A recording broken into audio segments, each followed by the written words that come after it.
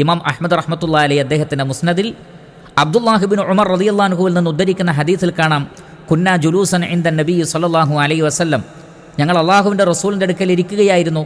വശംസു അല ഖുഐഖിആൻ, സൂര്യൻ അസ്തമിക്കാനായി.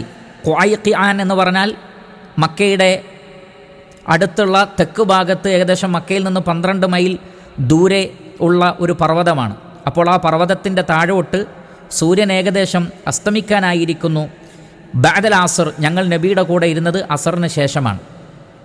അപ്പോൾ അബ്ദുല്ലാഹിബ്നു ഉമർ റളിയല്ലാഹു അൻഹു പറയുന്നത്, ഒരു അസർ നമസ്കാര ശേഷം ഞങ്ങൾ നബി സല്ലല്ലാഹു അലൈഹി വസല്ലമയുടെ കൂടെ ഇരിക്കുകയാണ്, സൂര്യൻ ഏകദേശം അസ്തമിക്കാനായിട്ടുണ്ട്. ഫഖാൽ, അപ്പോൾ അള്ളാഹുവിൻ്റെ റസൂൽ പറഞ്ഞു, മാ അഅ്മാറുക്കും ഫി അഅ്മാരി മൻ മദാ ഇല്ലാ കമാ ബഖിയ മിനൻ നഹാരി ഫീമാ മദാ മിൻഹു. പൂർവ്വകാല സമൂഹത്തെ അപേക്ഷിച്ച് നിങ്ങളുടെ ആയുസ് എന്ന് പറയുന്നത് ഇപ്പോൾ പകലിൽ നിന്ന് എത്രയാണോ ബാക്കിയുള്ളത് അത്ര മാത്രമേ ഉള്ളൂ എന്നാണ്. എന്ന് പറഞ്ഞാൽ അസറിന് ശേഷം മഗ്രിബിലേക്ക് ഇനി എത്രയാണ് സമയമുള്ളത്? അത്രയും സമയമേ ഉള്ളൂ. ഇനി നിങ്ങൾക്ക് വളരെ കുറഞ്ഞ സമയമേ ഉള്ളൂ. ഖിയാമത്ത് നാൾ വരാനായി, അന്ത്യസമയം വരാനായി എന്നാണ് നബി സല്ലല്ലാഹു അലൈഹി വസല്ലമ പഠിപ്പിക്കുന്നത്. അതുകൊണ്ട് ഖിയാമത്ത് നാൾ വളരെ അടുത്താണ്, ഇനി അധിക ദൂരമില്ല എന്നാണ് ഈ ആയത്തുകളും ഹദീസുകളുമൊക്കെ നമുക്ക് മനസ്സിലാക്കി തരുന്നത്.